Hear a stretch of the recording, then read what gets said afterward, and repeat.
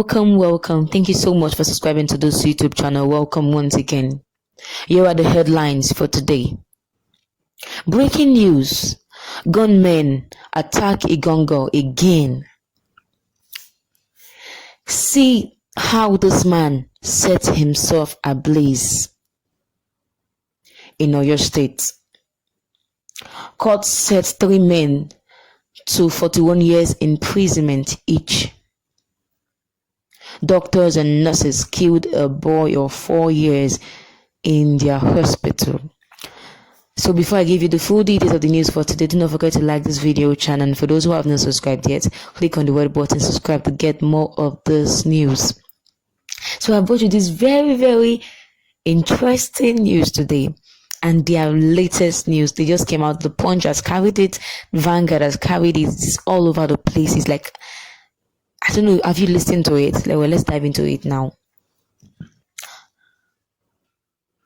So the first news, gunmen have attacked Iganga in Okeogun again. So this is not the first time these gunmen are attacking Iganga in Okeogun. This is not the first time. And when people saw this, people were like, Iganga again, this same community, why? Is it that they are meaning this community or what? I know when these gunmen came, they attacked the police station in that place and killed police officers. People have really been like, what is going on? Like, what is happening?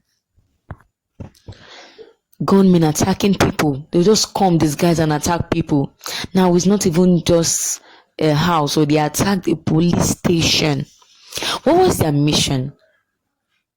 Why didn't they attack the community? Why did they go and attack a police station? So even as I give you the news step by step, please comment. Let me hear your comments on every part I give to you. Thank you even as you do so.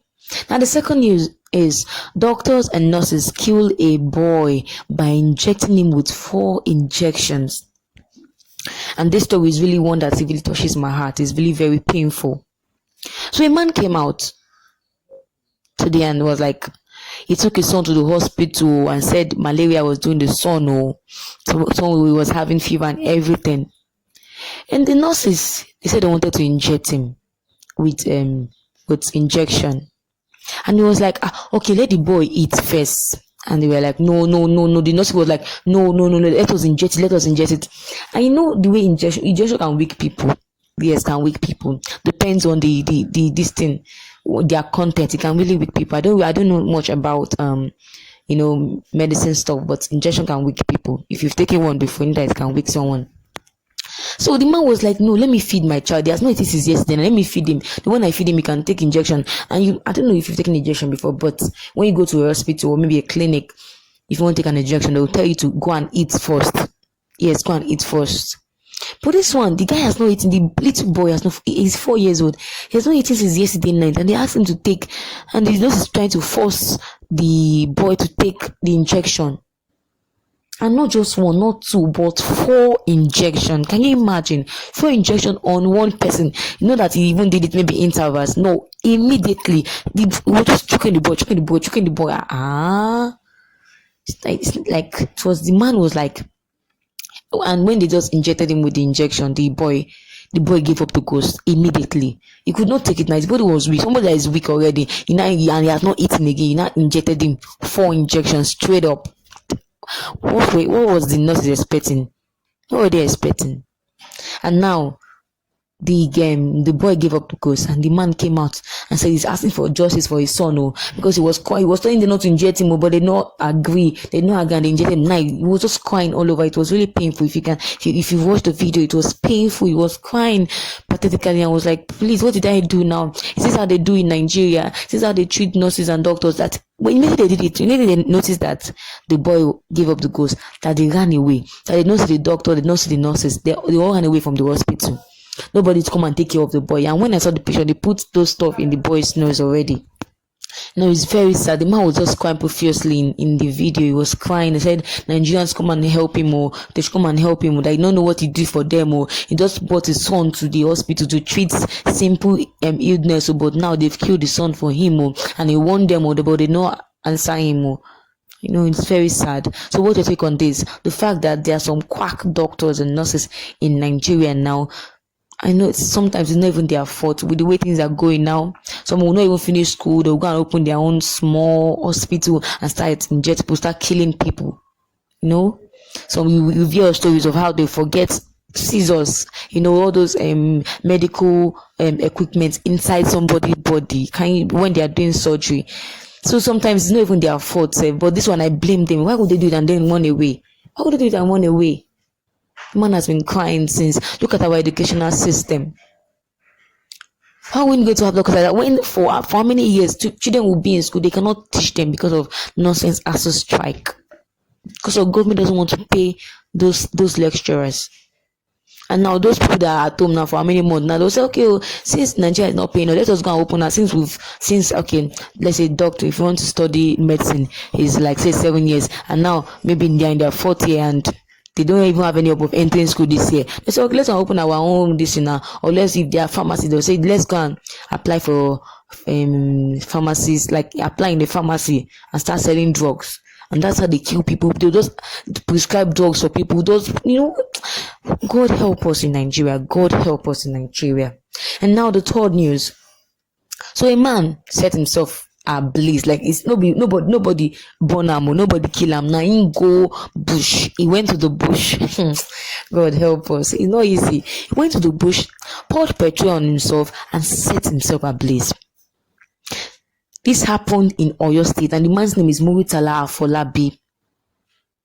And the reason why we're even hearing this now, we would have not heard about it though. He went inside the bush to set himself ablaze. Like suicide. This one, use rope. This man, he will have mind. This guy have mind. He don't use rope. Hang himself. He went to the bush to set himself ablaze.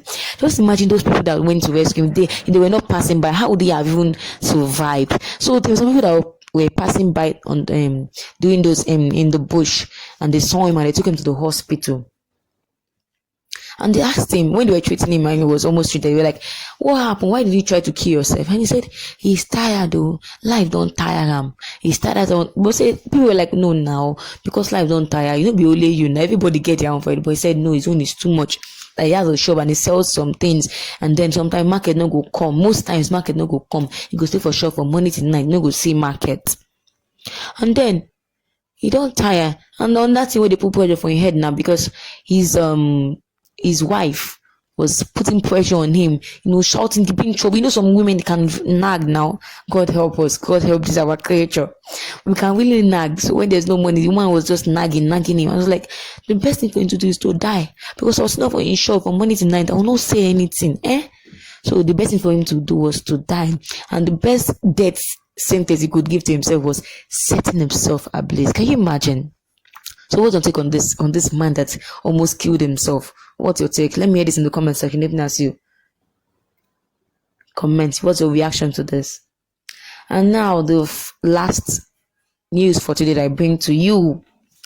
So the High Court has sentenced 3 men to 41 years imprisonment.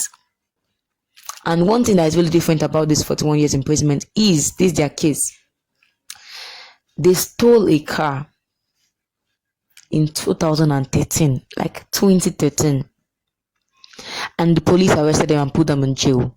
So from that 2013 till now, it is now this 2022, they are not giving them their own judgments. Can you imagine? God help us.